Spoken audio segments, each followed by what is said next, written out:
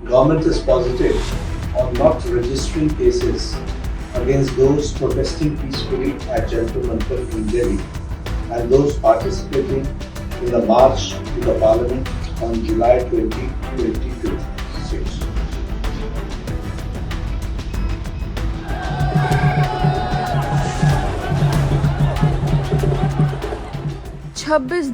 छब्बीस दिन तक चला सोनम वांगचुक का अनशन और आखिरकार सरकार के साथ बातचीत के बाद अब उन्होंने अन्न ग्रहण कर लिया है। गुरुग्राम के एक निजी अस्पताल में केंद्रीय मंत्री जेपी नड्डा और जितेंद्र सिंह ने सोनम वांगचुक को जूस पिलाकर उनका अनशन खत्म कराया। लेकिन कहानी सिर्फ अनशन खत्म होने की नहीं है, क्योंकि सरकार और सोनम वांगचुक के बीच 2 दिन तक चली बातचीत के बाद जो सहमति बनी है उसमें एक ऐसा शब्द है जिसने सरकार की लक्ष्मण रेखा साफ कर दी है। दरअसल सोनम वांगचुक ने सरकार के सामने 3 बड़ी मांगे रखी थी। पहली मांग थी नीट पेपर लीक के बाद आत्महत्या करने वाले छात्रों के परिवारों को उचित मुआवजा दिया जाए।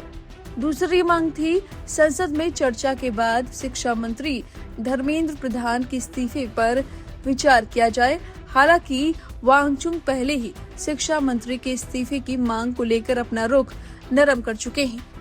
और तीसरी सबसे अहम मांग थी सीजेपी आंदोलन से जुड़े प्रदर्शनकारियों के खिलाफ कानूनी कार्रवाई नहीं करने की।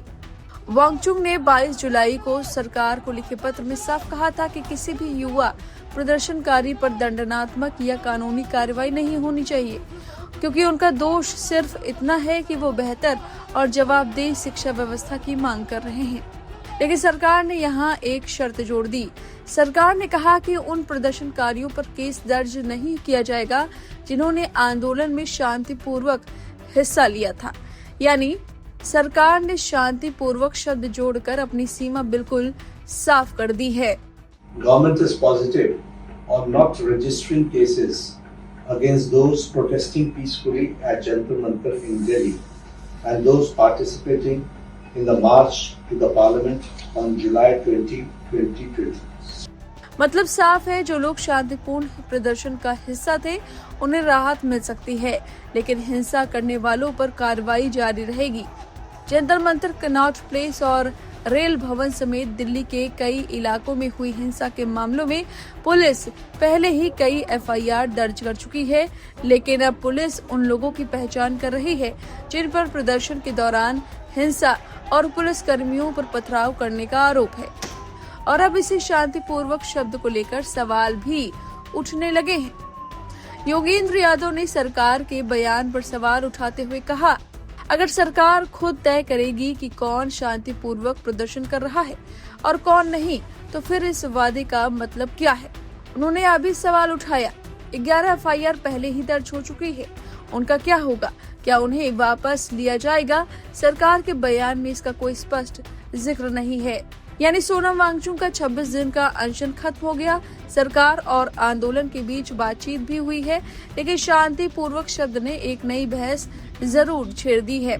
अब बड़ा सवाल यही है कि क्या सरकार के इस फैसले से सीजेपी आंदोलन को राहत मिलेगी?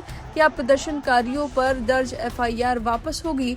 और क्या हिंसा के आरोपियों पर कार्रवाई पहले की तरह जारी रहेगी? अनशन खत्म हुआ, लेकिन आंदोलन और सरकार के बीच असली टकराव अभी पूरी तरह खत्म हुआ है या नहीं, इसका जवाब आने वाले दिनों में ही मिलेगा।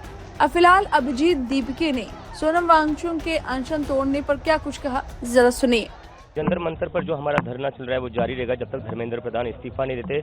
हम बहुत खुश है, we are very relieved. Sonam sir ने अपनी हंगर स्ट्राइक तोड़ दी है, क्योंकि 26 से ज़्यादा दिन हो चुके थे। उनकी जान जो इस देश के लिए बहुत ज़्यादा कीमती है, और हमारा जो प्रदर्शन है वो चलता रहेगा जब तक धर्मेंद्र प्रधान इस्तीफा नहीं। मीटिंग जो होगी वो एक न्यूट्रल प्लेस पर होगी, न्यूट्रल वेन्यू पर होगी, और धर्मेंद्र प्रधान के इस्तीफे के नीचे कुछ भी मंजूर नहीं है। और फिलहाल इस खबर पर आपकी जो भी राय, कमेंट करके अपनी राय जरूर दे। बने रहिए लाइव हिंदुस्तान के साथ।